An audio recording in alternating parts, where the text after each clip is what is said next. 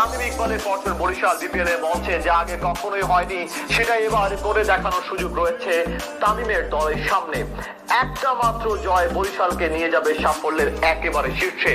তবে কি এমন রেকর্ডে মালিক হতে যাচ্ছে বরিশাল, আর কারাই বা একাদশে থেকে গড়বে এই রেকর্ড, সেটাই শুনবো প্রতিবেদনের বাকি অংশে।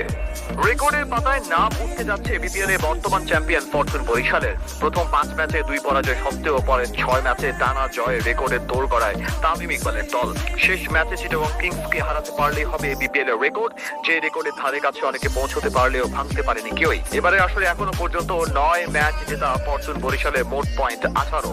লিগ পর্বে রংপুর রাইডার্স ব্যতীত কারো কাছে এখনো ম্যাচ হারেনি তামিমের দল। শনিবার শেষ ম্যাচেও জয়লাভ করলে তাদের জয়ের সংখ্যা হবে 10, আর পয়েন্ট গিয়ে দাঁড়াবে 20, যা কিনা বিপিএল এ এত বছরের ইতিহাসে সর্বোচ্চ।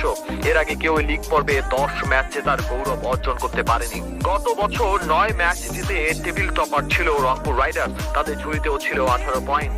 একই পরিস্থিতি ছিল 2023 সালেও, সেবারও 18 পয়েন্ট নিয়ে শীর্ষে ছিল সিলেট স্ট্রাইকার্স। কুমিল্লা ভিক্টোরিয়ান্সও 2017 সালে 18 পয়েন্ট নিয়ে শেষ করেছিল লিগ পর্ব।